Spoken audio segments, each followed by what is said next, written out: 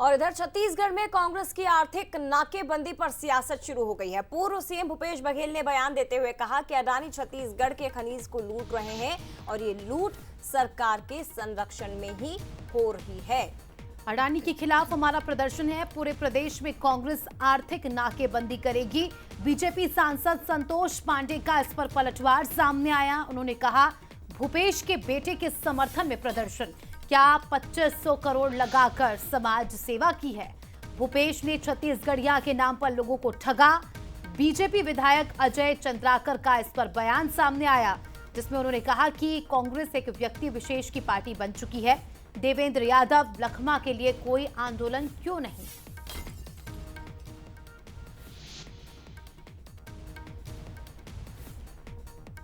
तो आर्थिक नाकेबंदी पर सियासत शुरू हो गई है और राजनेताओं के बयान भी सामने आने लगे हैं।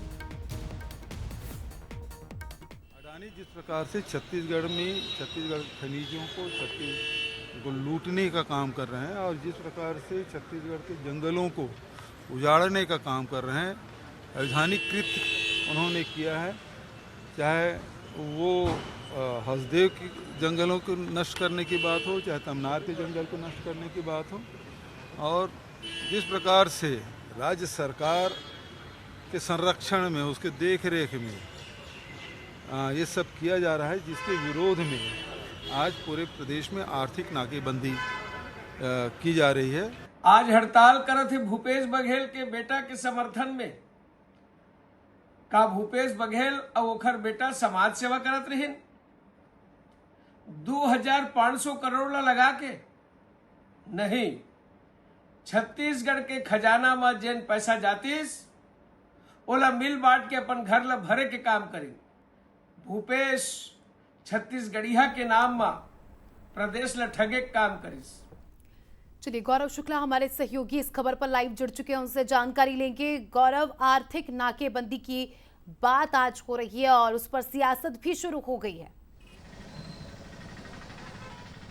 जी बिल्कुल, देखिए जिस तरीके से भूपेश बघेल के पुत्र चैतन्य बघेल की गिरफ्तारी हुई थी, ईडी ने उसे रिमांड पर लिया था, उसके बाद से ही छत्तीसगढ़ में राजनीतिक सरगर्मियां काफी तेज है और कांग्रेस ने एक बैठक लेकर यह फैसला लिया था कि 22 तारीख यानी आज प्रदेश के 5 संभाग में आर्थिक नाकेबंदी की जाएगी और उसे लेकर अब सियासत भी चालू हो गई है।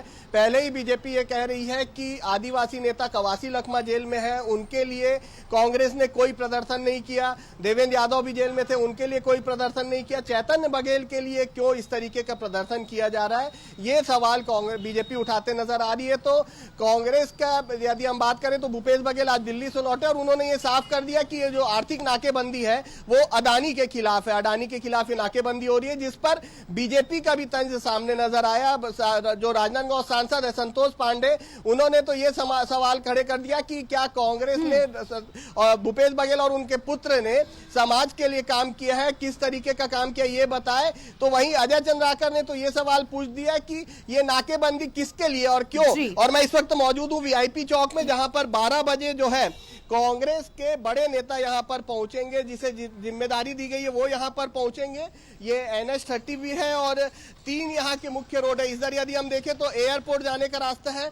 ये यदि हम बात करें मेरे ठीक सीधे, तो ये रोड जो है वो बंगाल को जोड़ता है। तो तैयारियां यहां पर दोनों तरफ से की गई है। कांग्रेसी लीडर्स के पहुंचने का सिलसिला भी शुरू हो गया है और किसी भी तरीके से घटना बड़ा विवाद ना हो उसके लिए रायपुर जिले में 700 से अधिक जवान जो है वो तैनात किए गए हैं। खुद ASP लेवल के अधिकारी, CSP लेवल के अधिकारी यहां पर की यदि हम बात करें तो 5 TI को यहां का जिम्मेदारी सौंपी गई है। और यदि हम रायपुर जिले के 5 स्थानों की बात करें तो अलग अलग जिम्मेदारी सौंपी गई है। मैग्नेटो मॉल जो कि ये VIP चौराहा है, यहाँ पर जिला अध्यक्ष गिरीश दुबे रहेंगे। विधानसभा रोड सकरी में नारायण कुर्रे और पप्पू बंजारे को जिम्मेदारी सौंपी गई है।